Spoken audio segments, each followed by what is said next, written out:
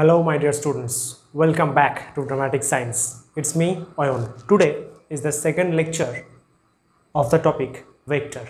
So let's see what will be our main topic of discussions today. Come on.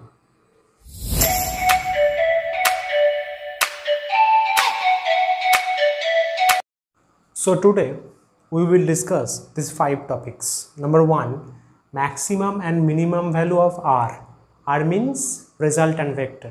What is resultant vector? I have given that details in lecture 1. I will give the link of lecture 1 in the description below. Kindly go through it. Number 2, some rules or laws of vector.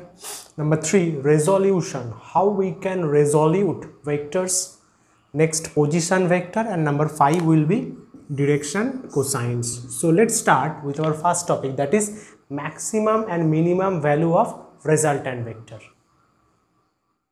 So here is the heading, maximum and minimum value of resultant vector. We know resultant vector का value क्या था, r equals to root over p square plus q square plus 2pq cos theta, right? Number 1, if theta equals to 0 degree, then cos theta कितना होगा, that is cos 0 degree. cos 0 का value क्या है, 1. Therefore r क्या होगा, r equals to root over p square plus q square plus 2pq, ये तो 1 हो जाएगा. तो ये तो p plus q उसका होल स्क्वायर फॉर्मूला है, p plus q उसका होल स्क्वायर, रूट है, होल स्क्वायर हो तो सिंपली ये p plus q हो जाएगा. So this is basically r max. Resultant vector का मैक्सिमम वैल्यू है simply the addition of those two vectors in terms of value. अगर number 2, if theta equals to 180 degree, then cos theta क्या होता है, that is cos 180 is -1.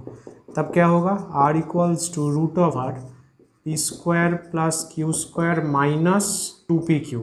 तो ये किसका formula है, a माइनस बी उसका whole square, that is p minus q उसका होल स्क्वायर, ये हो जाएगा p माइनस क्यू.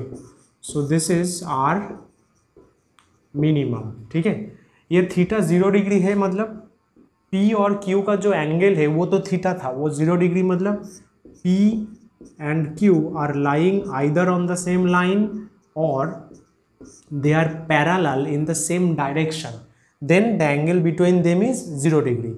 और 180 डिग्री मतलब p एक तरफ q एक तरफ, या फिर दोनों पैरेलल है लेकिन in opposite direction, right? So I think you can see it.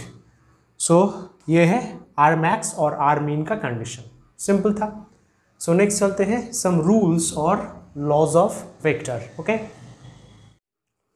So we have this 3 rules. First one is commutative rule, p vector plus q vector equals to q vector plus p vector.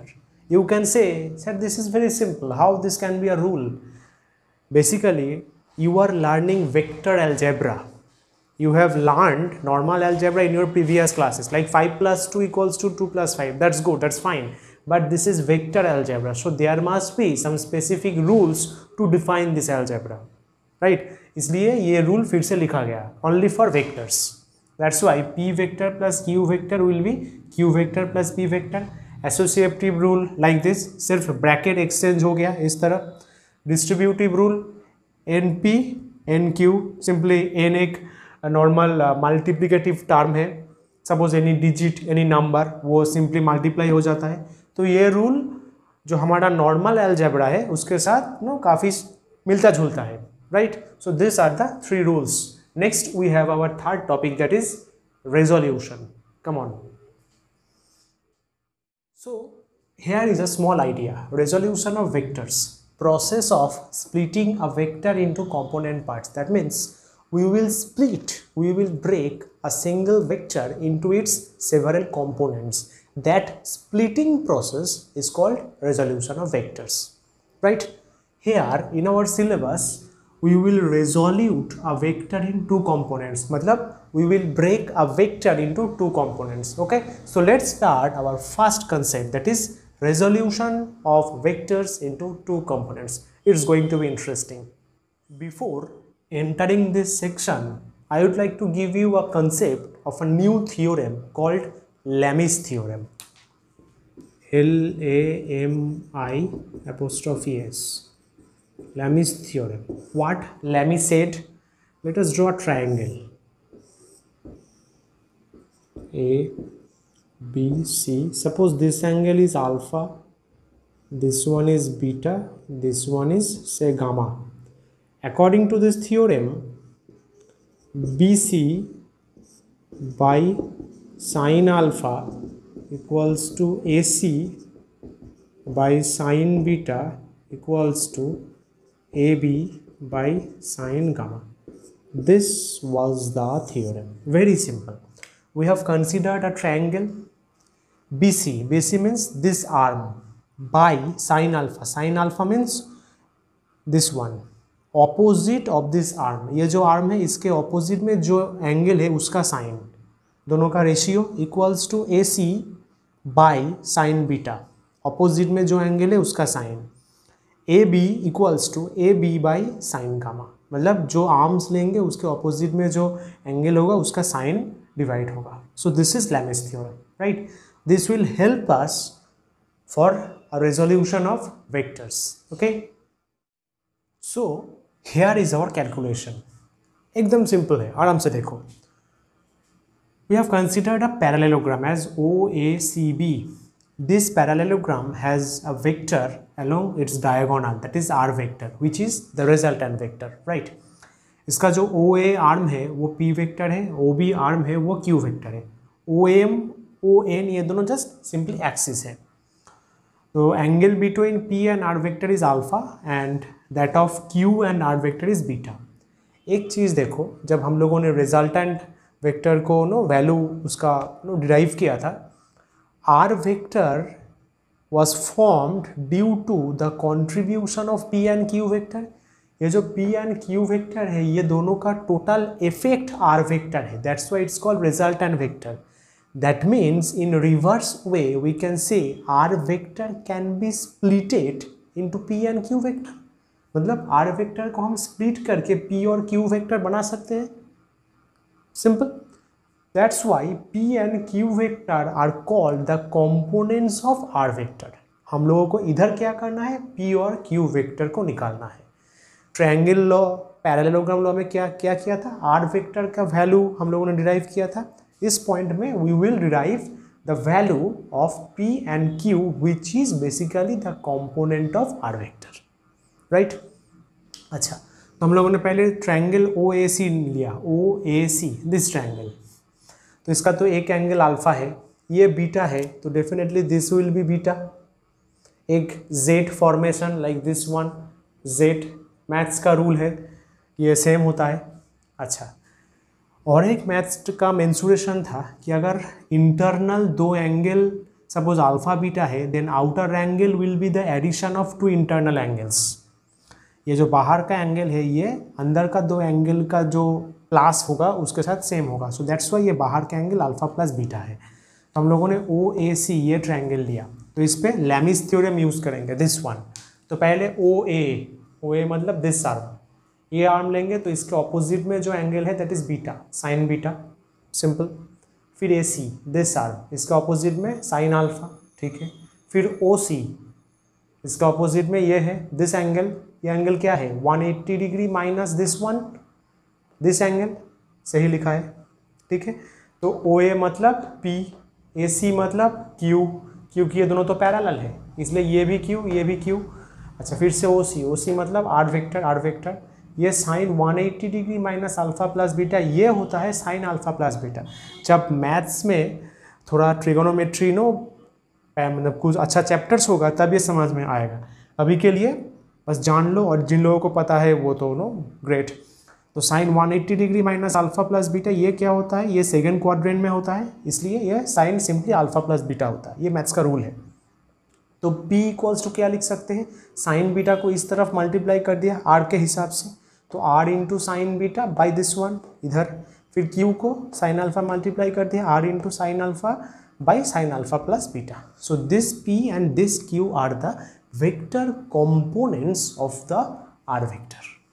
Got it.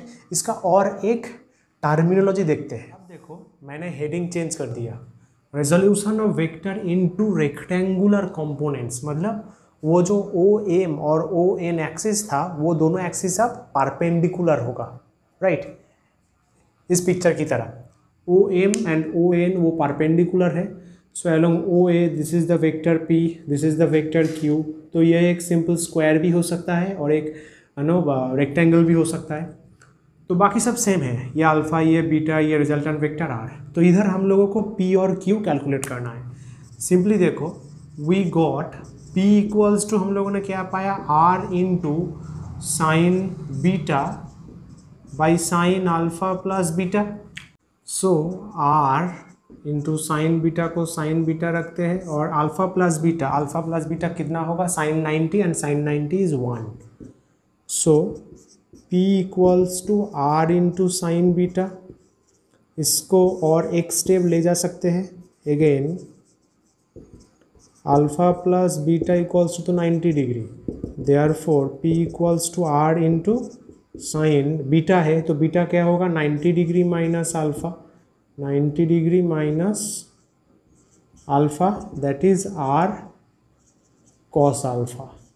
This one is called horizontal component, horizontal component, क्योंकि ये along the x axis है।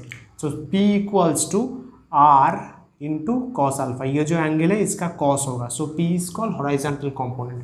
तो similarly ये जो Q है उस Q equals to क्या आया था, R sign alpha by sine alpha plus beta, ये फिर से 1 हो जाएगा क्योंकि अल्फा प्लस बीटा 90 डिग्री है, तो ये रहेगा sine R sine alpha. This is called vertical component, vertical component. Okay, so P equals to R cos alpha is called horizontal component and Q, that is the perpendicular, that is the vertical component, is R sin alpha. So this is resolution of vectors into two rectangular components, right? Okay, next we will have our fourth topic, that is position vector. So now position vector, this is a 3D diagram, x y z, 3 axes hai, that's why it's a 3D. Here is a point P whose coordinate is x y z. O is the pole or middle point, main point, इसका coordinate क्या है, 0 0 0. We have drawn a straight line from O to P which represents a vector, that is R vector. R vector is called position vector. So what is the definition of position vector? Basically it is a vector in space which represents a point. So R vector किस point को represent किया, that is P point को, O point के हिसाब से। So R vector is the position vector of point P with respect to point O. इसको हम कैसे लिखते हैं, x I cap, ये coordinate x I cap plus y j cap plus z k cap, ये आई जे के कैप ये एक नया टर्म है तुम लोगों के लिए। आई कैप मतलब इसको बोला जाता है unit vector along X axis, J cap को बोला जाता है unit vector along Y axis, and K cap को बोला जाता है unit vector along Z axis. Unit vector क्या है वो हम लेक्चर 3 में डिस्कस करेंगे, अभी के लिए बस ये सिंपल याद रखो कि आर एक पोजीशन वेक्टर है। अगर इस पॉइंट का कोऑर्डिनेट, एग्जाम्पल P का कोऑर्डिनेट 2 3 -5 होता तो R that is position vector क्या होता, 2i cap plus 3j cap minus 5k cap. Okay, ये 2 जो है ये x का है, ये y का, ये z का, तो 2i कैप व 3j cap and minus 5k cap. So this one is the position vector of the point P. That means this vector represents the point P. Okay, so simply this is position vector. Fine. Okay, next we will have our last topic, that is direction cosines. So we have direction cosines, that is DCS. What are direction cosines? Basically, cos function helped us to derive direction of a position vector. cos function की मदद से हम लोग एक position vector का जो direction है, angle basically वो कैलकुलेट कर सकते हैं. Like R is a position vector. R vector X axis के साथ अल्फा एंगल किया, वाई के साथ बीटा और जेड के साथ gamma. So cos alpha, cos beta and cos gamma can help us to find the angle between r and x, r and y, r and z. That's why cos alpha, cos beta, cos gamma are called direction cosines. Simply a name, take it easy. So r is this one, direction cosine cos alpha, which is symbolized as L, is x by r. X axis के साथ alpha angle किया और X component है this one, so X by mod of R. ये जो are है इसका mod होगा. कॉस बीटा क्या होगा, वाई का जो कोऑर्डिनेट है that is small Y, Y by mod of R. और एन ये कॉस गामा का छोटा टर्म है, ये क्या होगा जेड. ये जो जेड है Z by mod of R. So this three R called direction cosines. Right now I am giving you a task to find this one. Square and addition of direction cosine is how much. ये मुझे करके you can know Instagram me और mail me और put in the comment box. I will give those details in the description. Right, so that's all for now. I hope you have learned all this 5 topics and in the lecture 3 I will discuss dot cross product of vectors and we will do several numericals about vectors. Right, and if this video helps, give the thumbs up, do comment and subscribe. Don't forget to press the bell icon to get the notification of lecture 3. Right, I hope you people stay safe in this tough time. So let's wait for lecture 3 and तब तक चलते हम. tada, namaskar, bye, have a great time.